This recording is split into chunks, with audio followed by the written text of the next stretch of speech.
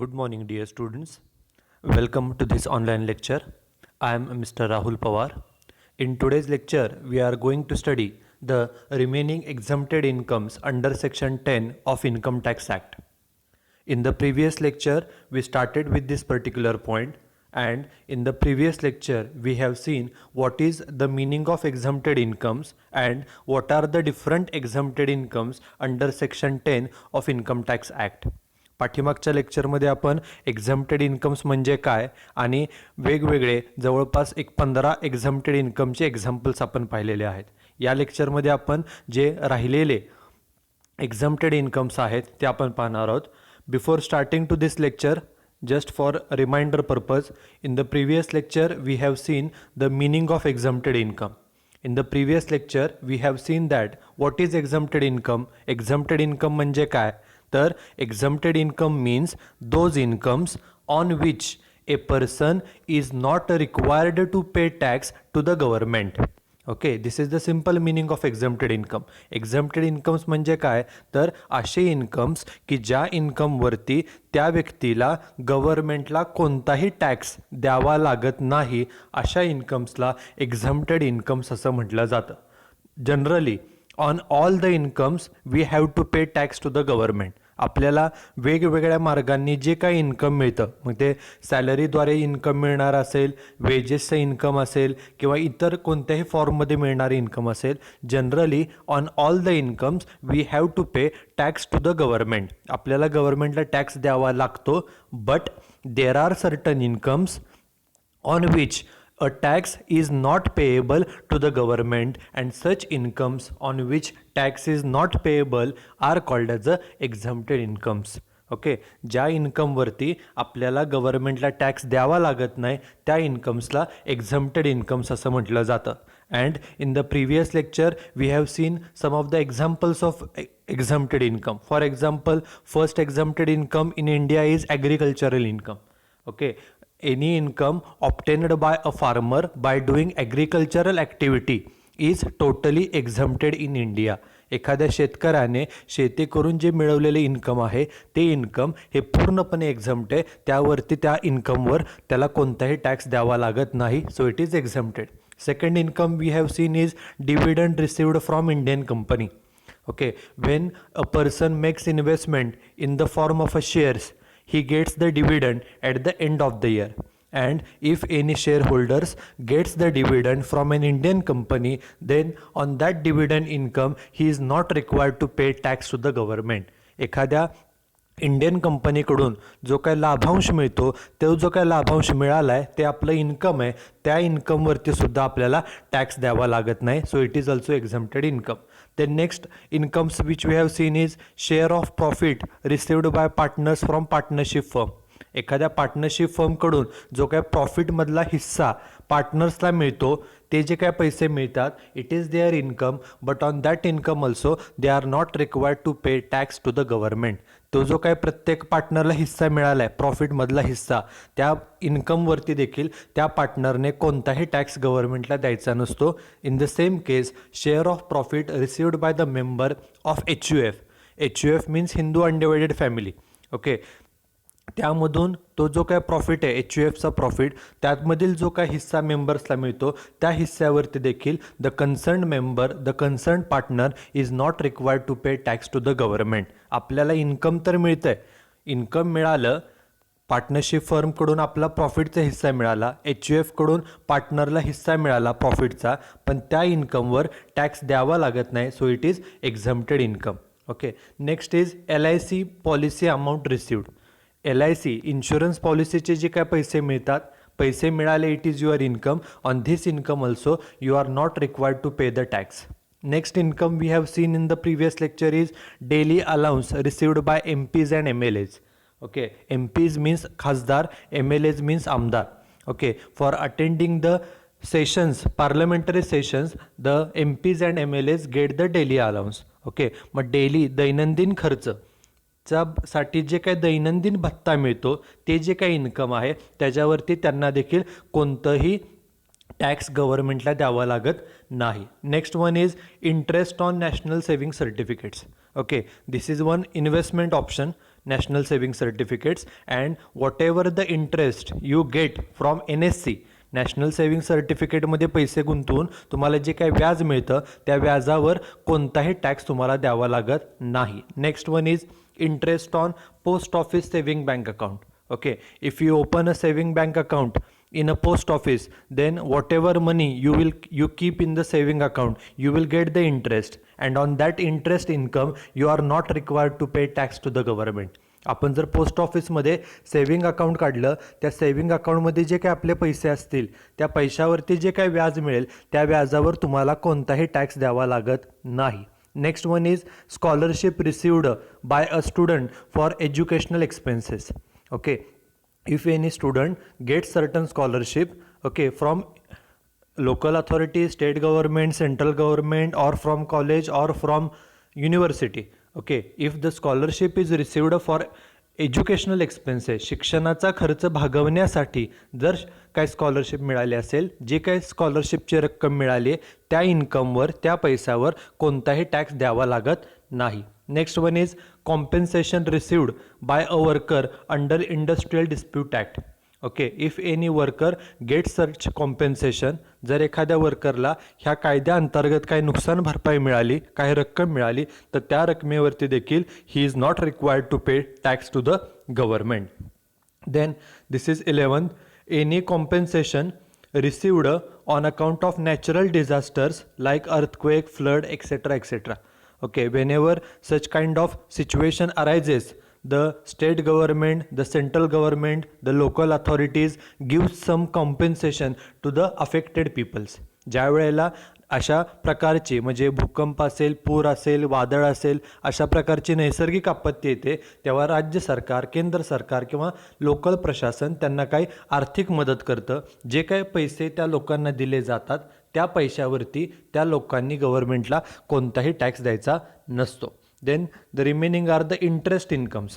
Okay, see point number 12, interest on post office cash certificates, interest on national plan certificates, interest on national plan saving certificates, interest on post office national saving certificates. Okay, these are the various investment options, and after making investment in such options you will get interest, and whatever interest you will get, it is your income, and on this interest income you are not required to pay tax to the government, and therefore it is called as a exempted income.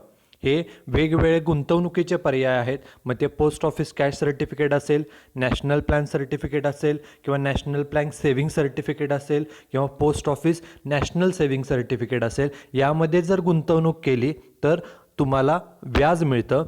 जे काही व्याजाचे पैसे तुम्हाला मिळतील, it is your income, but on this income you are not required to pay tax to the government. या व्याजाचं जे income तुम्हाला मिळालं आहे त्या इन्कमवर तुम्हाला टॅक्स द्यावा लागत नाही. So it is exempted income.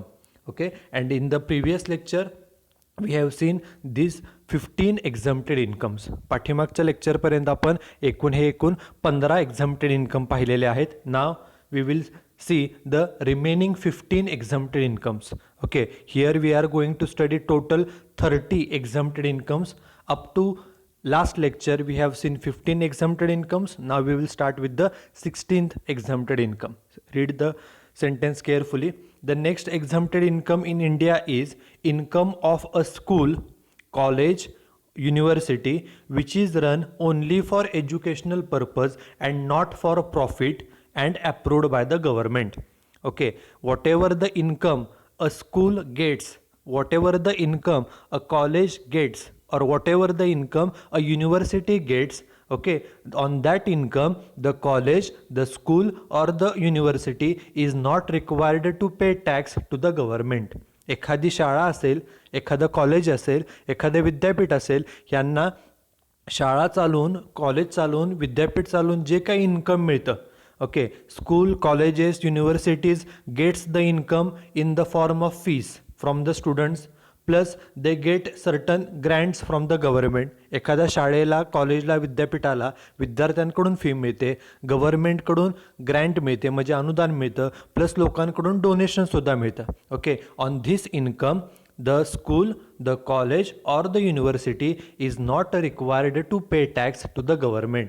शाळेला, कॉलेजला किंवा विद्यापीठाला जे इन्कम मिळालेलं आहे, मग विद्यार्थ्याच्या फीमधून असेल, गव्हर्नमेंटच्या ग्रँटमधून असेल, लोकांच्या डोनेशनमधून असेल, पैसे मिळाले, it is the income. But on this income the school or the college or the university is not required to pay tax to the government.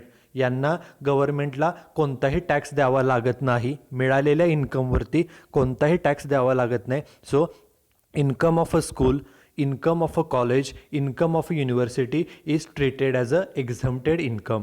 त्यामुळे त्या इन्कमला एक्झम्प्टेड इन्कम असं म्हटलं जातं. But there is one condition. Actually, there are two conditions. First condition is the school, college or university should be run for educational purpose and not for earning the profit. जी काय शाळा आहे, जे college आहे, विद्यापीठ आहे, ते शिक्षण देण्याच्या उद्देशानं चालवलं गेलं पाहिजे, प्रॉफिट मिळवण्याच्या उद्देशानं नाही. हा पहिली condition. And the second condition is the school, college or the university must be approved by the government authority. ती जी काय शाळा आहे, ते जे काय कॉलेज आहे किंवा विद्यापीठ आहे, ते शासनाची त्याला मान्यता प्राप्त असणं ते गरजेचं आहे. Okay, then the income of such school, college or university is exempted income. This is point number 16. Then the next exempted income in India is income of a hospital which is run for philanthropic purpose. Philanthropic purpose means समाज सेवा करण्यासाठी, okay, social service करण्यासाठी, philanthropic purpose and not for profit approved by the government department. Okay, if there is any hospital and if it is run only for philanthropic purpose and not for profit, जर एखादं hospital, normally take example of any government hospital. Okay, government hospital are run only to give services to the people and not for earning the profit. Government जे hospitals असतात ते काय profit मिळवण्यासाठी चालवले जात नसतात, तर त्याचा उद्देश असतो लोकांची सेवा करणं. ओके, समाजसेवा करण्यासाठी ते चालवले जातात. Within very less amount, okay, they give the service to the patients. Okay, कमीत कमी रकमेमध्ये ते पेशंट्सना सर्व्हिस प्रोव्हाइड करत असतात. ही जी अशी काही हॉस्पिटल्स असतात which are run for philanthropic purpose, की जे समाजसेवा करण्यासाठी चालवली जातात, प्रॉफिटसाठी नाही. Okay, the income of such hospitals is also exempted income. ह्या हॉस्पिटलला जे काही इन्कम मिळेल, okay, hospital gets the income from patients. पेशंटकडून काय फी मिळते हॉस्पिटलला. Hospital get certain income from government in the form of a grant or salary. गव्हर्नमेंटकडून सॅलरी मिळते, ग्रँट मिळते, त्यातून काही इन्कम मिळतं. Plus some people from the society also gives donations to such kind of hospitals. लोकांकडून देणगीसुद्धा मिळतात. हॉस्पिटलला जे काही इन्कम मिळतं आहे त्या इन्कमवरती त्या हॉस्पिटलनं कोणताही टॅक्स गव्हर्नमेंटला द्यावा लागत नाही. Okay, so the income of such hospitals is called as a exempted income. त्यामुळे या इन्कमला देखील एक्झम्प्टेड इन्कम असं म्हटलं जातं. But condition is the hospital should be approved. Hospital हे शासनाचे मान्यता प्राप्त असलं पाहिजे. And secondly it should be run for philanthropic purpose and not for profit. जे हॉस्पिटल आहे ते समाजसेवेच्या उद्देशानं चालवलं गेलं पाहिजे, प्रॉफिट मिळवण्याच्या उद्देशानं नाही. This is point number 17. Then the next, income of a registered trade union, okay, from a house property and from interest from securities. Okay, income of a registered trade union. Okay, ज्या संघटना असतात, कामगार संघटना असतात, okay, these trade unions works for the welfare of their workers. Okay, and whatever the income they will get from the house property, whatever the income they will get from investment, okay, these incomes are totally exempted incomes. ज्या काही कामगार संघटना आहेत त्या लोकांच्या हितासाठी, कामगारांच्या कल्याणासाठी काम करत असतात. मग ते जे काही कामगार आहेत ते सगळे मिळून काही फंड्स गोळा करतात, ओके, युनियनसाठी, संघटनेसाठी. आणि त्या फंड्सपैकी काही फंड्स हे इन्व्हेस्ट केले जातात, काही सिक्युरिटीजमध्ये पैसे गुंतवले जातात, काही पैसे हाऊस प्रॉपर्टीमध्ये गुंतवले जातात. मग ते जे काय हाऊस प्रॉपर्टीचं इन्कम आहे ते इन्व्हेस्टमेंटवरचं जे काय मिळणारं इन्कम आहे व्याजाच्या स्वरूपामध्ये, it is totally exempted income.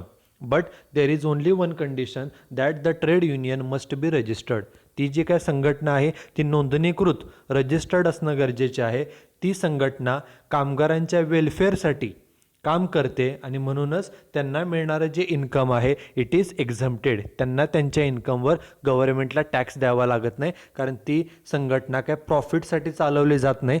तर object of running that particular union is to look for the welfare of its workers. लोकांच्या म्हणजे कामगारांच्या कल्याणासाठीच ती संघटना कार्यरत आहे, प्रॉफिट मिळवण्यासाठी नाही. त्यामुळे त्यांना मिळणारं जे इन्कम आहे त्या इन्कमवरती त्यांना कोणताही टॅक्स गव्हर्नमेंटला द्यावा लागत नाही. टॅक्स द्यावा लागत नाही गव्हर्नमेंटला, so it is exempted income. This is point number 18. Then the next point is compensation received. Compensation means नुकसान भरपाई. Compensation received by the employee for taking a retirement. एखाद्या व्यक्तीनं, एखाद्या कर्मचाऱ्यानं रिटायरमेंट घेतली, सेवानिवृत्ती घेतली, okay, under voluntary retirement scheme, okay, which is popularly known as a VRS and up to ₹5 lakhs. Okay, what is VRS? Normally in our state of Maharashtra, an employee gets retired at the age of 58 or at the age of 60. वयाच्या 58 किंवा 60व्या वर्षी एखादा employee हा retire होतो. But due to certain reasons like medical problem or accident or any family issue, okay, certain employees takes retirement before the actual date of retirement. एखाद्या व्यक्तीचं वय समजा 54 आहे, 55 आहे, त्याची अजून सर्व्हिस 2, 3, 4 वर्ष शिल्लक असेल, तर तो मुदतीच्या अगोदर स्वतःच्या इच्छेने रिटायरमेंट घेतो, स्वतःच्या इच्छेने, म्हणून त्याला व्हॉलंटरी मीन्स स्वतःच्या इच्छेने retirement scheme. Okay, under this scheme an employee can retire from his job as per his choice. Okay, before the actual date of retirement. त्याची जी काही रिटायरमेंटची डेट आहे त्याच्या अगोदर तो स्वतःच्या इच्छेने रिटायरमेंट घेऊ शकतो. त्याला VRS असं म्हटलं जातं. आणि एकदा का त्यानं रिटायरमेंट घेतली, automatically his salary income is going to be stopped. त्याचा पगार हा बंद होणार आहे, कारण त्यानं रिटायरमेंट घेतो आहे. म्हणून company gives some financial compensation, monetary compensation to him. त्यामुळे कंपनी काय करते, त्या व्यक्तीला काही नुकसान भरपाई म्हणून काय रक्कम देते. मग जी काय रक्कम त्याला मिळाली कॉम्पेन्सेशन म्हणून, नुकसान भरपाई म्हणून, ओके, त्यानं VRS घेतल्यामुळं, व्हॉलंटरी रिटायरमेंट स्कीम, ओके, स्वेच्छानिवृत्ती त्याला मराठीमध्ये आपण म्हणतो, ते घेतल्यामुळं त्याला जे काही नुकसान भरपाई कंपनीकडून मिळाले, जे काही पैसे मिळालेले, त्या पैशावर, त्या इन्कमवर त्याला कोणताही टॅक्स द्यावा लागत नाही. फक्त एकच कंडिशन आहे की त्या जे काय कॉम्पेन्सेशन मिळाले त्याची रक्कम 5 लाखापेक्षा कमी असावी. 5 लाखापेक्षा कमी पैसे तुम्हाला मिळाले असतील, 4 लाख रुपये, 4.5 लाख रुपये, तर त्या रकमेवर त्या व्यक्तीला कोणताही टॅक्स द्यावा लागत नाही. So any compensation received by an employee for taking a VRS. एखाद्या व्यक्तीनं स्वेच्छानिवृत्ती घेतल्याबद्दल त्याला कंपनीकडून जे काही नुकसान भरपाई मिळते त्या नुकसान भरपाईवर कोणताही टॅक्स द्यावा लागत नाही. टॅक्स द्यावा लागत नाही म्हणून त्याला एक्झम्प्टेड इन्कम असं म्हटलं जातं. This is point number 19. Then the next point number 20. It is very important. The point is any payment received from Public Provident Fund, which is popularly known as PPF, Recognized Provident Fund, that is RPF, and Statutory Provident Fund, that is SPF. Okay, these are the various types of funds. Okay, and normally each and every employee, whether he is working in a private sector, government sector, or a cooperative sector, whether he is working on a class 1 post or class 2 post or class 3 post, all the employees opens their provident fund account. कुठलाही employee असो, तो सरकारी कर्मचारी असो, खाजगी कर्मचारी असो, नाहीतर सहकारी क्षेत्रात काम करणारा असो, तो क्लास 1च्या पदावर असो, क्लास 2च्या पदावर असो, नाहीतर क्लास 3च्या पदावर असो, प्रत्येक कर्मचारी स्वतःच्या नावानं प्रॉव्हिडंट फंडाचं अकाउंट तो ओपन करतो. Okay, and account opening is more or less similar to the process of opening a account in a bank. जसं आपण बँकेमध्ये अकाउंट ओपन करतो त्याच प्रकारे प्रॉव्हिडंट फंडाचं देखील अकाउंट ओपन केलं जातं. And in that particular provident fund account a certain amount is transferred every month. Okay, and this amount is transferred from the salary of employee. एखाद्या व्यक्तीचा जो काय महिन्याचा पगार आहे, फॉर एक्झाम्पल एखाद्या व्यक्तीचा महिन्याचा पगार 30,000 असेल, तर त्या व्यक्तीने डिसाईड करायचं असतं की आपल्या पगारातून किती रुपये कट करून त्या प्रॉव्हिडंट फंडाच्या अकाउंटमध्ये पैसे ट्रान्सफर करायचे. Suppose he give instruction to his company that transfer rupees 4,000 per month from my salary to my provident fund account. जर त्यानं कंपनीला इन्स्ट्रक्शन दिली महिन्याला पगारातून माझ्या 4,000 रुपये कट करा आणि प्रॉव्हिडंट फंडामध्ये ट्रान्सफर करा, तर दर महिन्याला पगारातून तेवढी रक्कम कट केली जाते आणि प्रॉव्हिडंट फंडच्या अकाउंटमध्ये ती डायरेक्टली जमा केली जाते. ओके, एम्प्लॉईच्या पगारामधून रक्कम कट होऊन तिथं जमा केली जाते. प्लस कंपनीसुद्धा, तुम्ही ज्या ठिकाणी काम करताय ती कंपनीसुद्धा तुमच्या अकाउंटमध्ये काही पैसे जमा करते. Okay, so every month certain amount is deposited in that particular account, and normally, okay, whatever the amount is collected in that particular account, okay, त्या अकाउंटमध्ये जे काय रक्कम जमा होणार आहे ती नॉर्मली कधी काढली जाते? Okay, normally the amount is withdrawn after the retirement झाल्यानंतर तुम्ही ती रक्कम काढू शकता, ऑर इन बिटवीन त्याच्या अगोदर सुद्धा तुम्हाला ती रक्कम काढता येते. ओके, मग प्रॉव्हिडंट फंडाच्या अकाउंटमधून जे काय पैसे तुम्ही विड्रॉ कराल, जे काय तुम्हाला प्रॉव्हिडंट फंडामधून पेमेंट होईल, पैसे मिळतील, ते जे काय पैसे मिळाले तुम्हाला, ते जे काय तुमचं इन्कम आहे त्या इन्कमवरती सुद्धा त्या व्यक्तीनं गव्हर्नमेंटला कोणताही टॅक्स द्यायचा नसतो. So any payment received from PPF, RPF or SPF is also exempted income. The concerned person is not required to pay tax to the government. त्या इन्कमवरती कोणत्याही प्रकारचा टॅक्स हा गव्हर्नमेंटला द्यावा लागत नाही. This is point number 20. Then the next point number 21 is income of a coffee board, tea board, rubber board, tobacco board. Okay, these are the different boards, okay, for coffee, rubber and tobacco. Okay, we know coffee, we know tobacco, we know rubber. Okay, मराठीमध्ये आपण त्याला नगदी पिका असं म्हणतो. Okay, it is more or less, and in whatever the income these boards will get, okay, these boards, what is the working or what is the functioning of these boards? These boards work for promoting the production of coffee, production of rubber and production of tobacco. Okay, हे जे काय boards असतात, okay, हे कशासाठी स्थापन केलेले असतात? तर आपल्या देशामध्ये कॉफी हे पीक जे आहे, रबरचं आहे किंवा टोबॅको आहे, ह्याचं उत्पादन वाढवण्यासाठी हे बोर्ड्स काम करत असतात. They are more or less under the government, ते गव्हर्नमेंटच्या अंडरच काम करत असतात. So whatever the income they get on those incomes they are not required to pay tax to the government. त्या बोर्ड्सला, कॉफी बोर्ड असेल, टी बोर्ड असेल किंवा टोबॅको बोर्ड असेल, त्या बोर्ड्सला जे काही इन्कम मिळतं त्या इन्कमवरती त्यांना कोणताही टॅक्स द्यावा लागत नाही. This is point number 21. Remaining only 8 to 9 points. See carefully. Point number 22. Income of an organization working for the promotion of khadi cloths. Okay, this is newly added. If there is any organization of, if there is any business who is working for promoting the khadi clothes, okay, for using the khadi clothes, okay, जर एखादा business, जर एखादी संघटना लोकांनी खादीचे कपडे वापरावे म्हणून जर ती काम करत असेल, खादीचे कपडे वापरण्यासाठी लोकांना ते प्रमोट करत असेल, ओके, मोटिवेट करत असेल, तर त्या ऑर्गनायझेशनला, त्या बिझनेसला जे काय मिळणारं इन्कम आहे त्या इन्कमवरती देखील त्यांना कोणताही गव्हर्नमेंटला टॅक्स द्यावा लागत नाही. So any organization, any business working for the promotion of use of khadi cloths, okay, the income of such organizations, the income of such business is also exempted income. They are not required to pay tax on their income to the government. त्यांना जे काही income मिळतं business करून, त्यांचं काम करून, त्या इन्कमवरती त्यांना कोणताही टॅक्स द्यावा लागत नाही. This is point number 22. Then the next point number 23. Income of a cooperative society. Cooperative society means सहकारी संस्था. वर्किंग फॉर, ती कशासाठी काम करते? Working for the welfare. Welfare म्हणजे कल्याणासाठी. ओके, कुणाच्या कल्याणासाठी? Welfare of widows. विडोज म्हणजे विधवा, विधवा महिला. मायनर चाइल्ड्स म्हणजे लहान मुले. And peoples of SC and ST category. Okay, जर एखादी कोऑपरेटिव्ह सोसायटी विधवा महिला असतील, लहान मुलं असतील किंवा SC ST कॅटेगरीमधील लोकांच्या वेलफेअरसाठी काम करत असेल, कल्याणासाठी काम करत असेल, तर अशा कोऑपरेटिव्ह सोसायटीला whatever the income these cooperative society gets, okay, on these incomes they are not required to pay tax to the government. अशा इन्कमवरती त्या सोसायटीला कोणताही प्रकारचा टॅक्स द्यावा लागत नाही.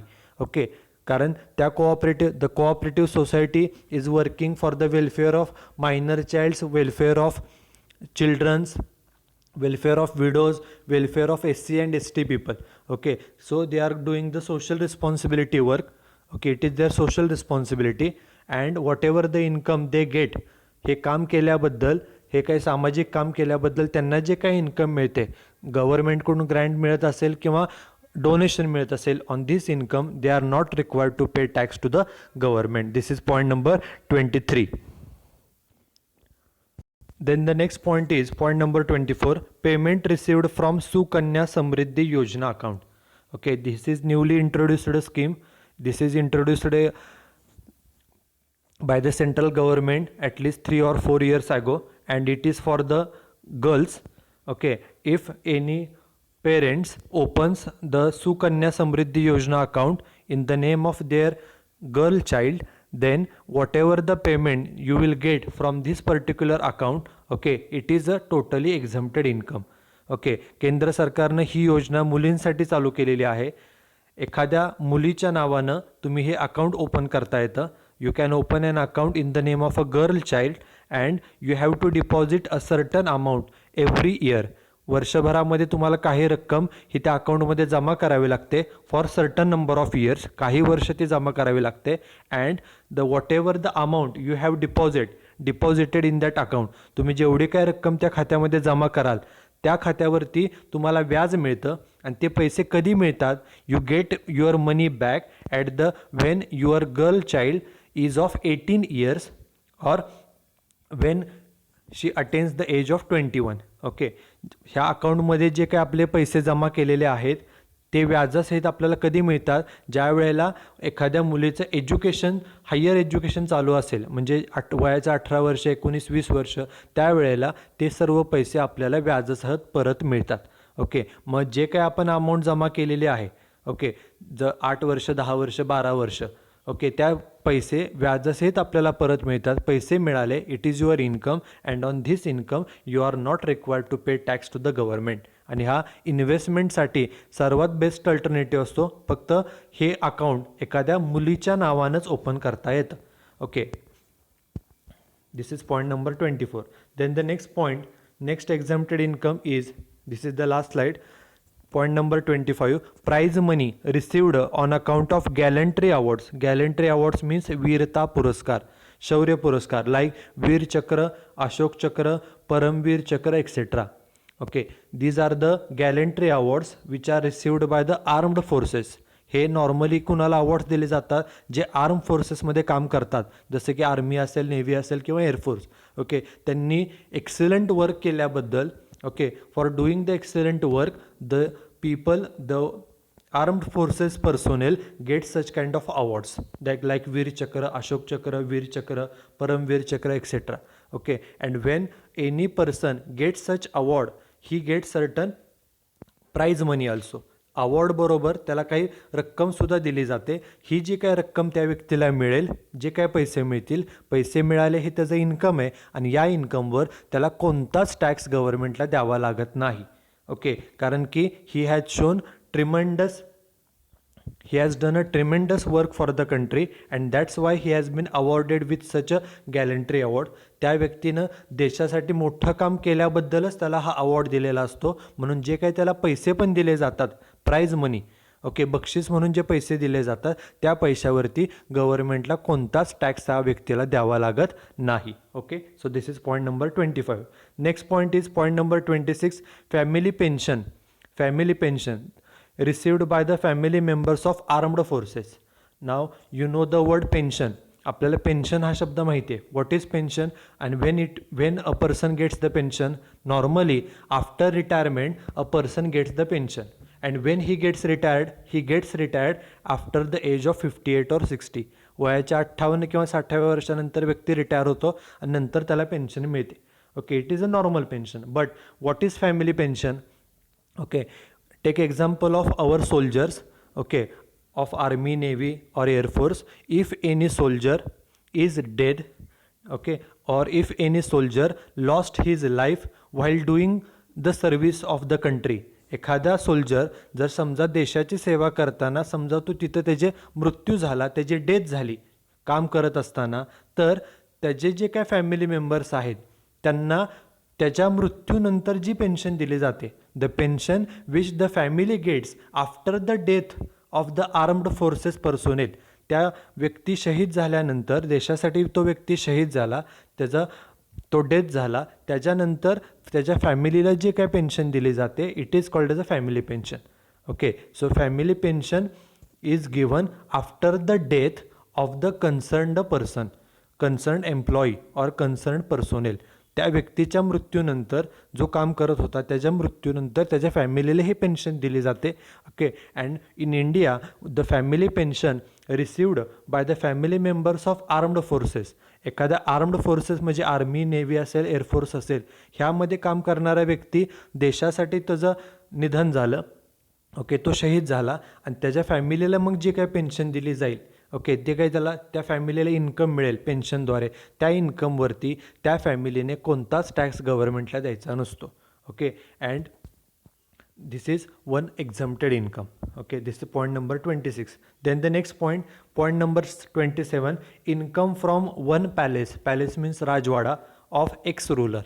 Okay, एखादा जे काय रूलर्स होते, एक्स रूलर्स, ओके, मग त्यांचे जे काय राजे महाराजे होते, त्यांचे जे काही मोठमोठे राजवाडे आहेत, ओके, त्यांचे मे बी 2, 3, 4, 5, 10 राजवाडे असतील, त्यापैकी कोणत्याही एका जो काय पॅलेस आहे, राजवाडा आहे, त्या राजवाड्याचं त्यांना कोणताही टॅक्स गव्हर्नमेंटला द्यावा लागत नाही. Income of one palace of ex ruler, okay, is exempted in India.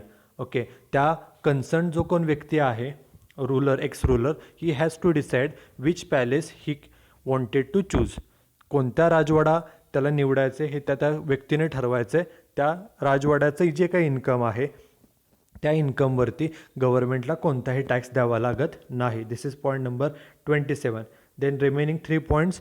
Point number 28, income of local authorities under the head income from house property, capital gain and income from other sources. What is local authority? Local authority म्हणजे काय? Local authority includes ग्रामपंचायत, नगरपालिका, municipal corporation, okay, महानगरपालिका और local boards. Okay, मग हे जे काय ग्रामपंचायती असतात, नगरपालिका असतात, महानगरपालिका असतात, यांचं जे काय इन्कम आहे, त्यांच्या काय प्रॉपर्टीज असतात, बिल्डिंग्स असतात, बिल्डिंग म्हणजे हाऊस प्रॉपर्टी, त्यांचे काय इन्व्हेस्टमेंट असतात, त्यातून त्यांना काय इन्कम मिळतं.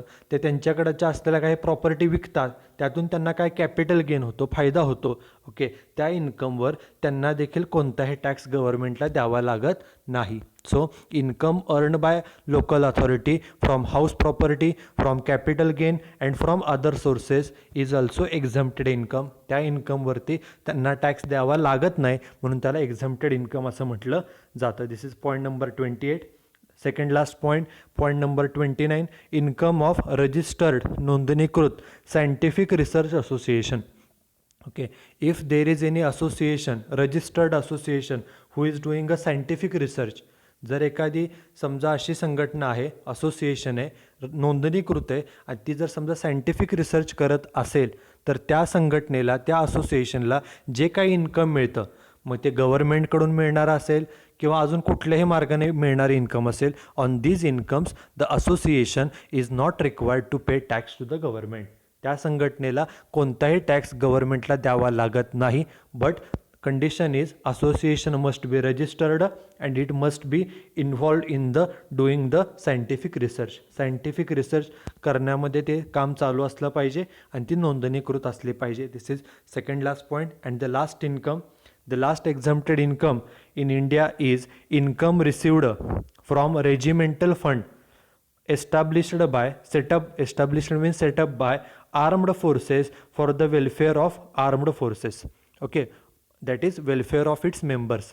ओके, जे काय आर्म्ड फोर्सेस आहेत त्यांचा जो काय रेजिमेंटल फंड असतो, त्यांच्या लोकांसाठी, आर्म्ड फोर्सेसमध्ये काम करणाऱ्या लोकांसाठी जो काही फंड तयार केला जातो, त्या फंडमधून जर एखाद्या व्यक्तीला काही मदत केली गेली, काही पैसे दिले गेले, तो व्यक्ती एक्झिस्टिंग असो, काम करणारा, किंवा तो रिटायर झालेला असो आर्म्ड फोर्सेसमधून, ओके, तो का सध्या वर्किंगमध्ये असो किंवा तो रिटायर झालेला असो, एखाद्या व्यक्तीला जर ह्या रेजिमेंटल फंडमधून जर काय मदत दिली गेली, फायनान्शियल काय हेल्प केली गेली, तर जे काही इन्कम मिळेल ओके एखाद्या व्यक्तीला, तर त्या इन्कमवरती the concern person is not required to pay tax to the government.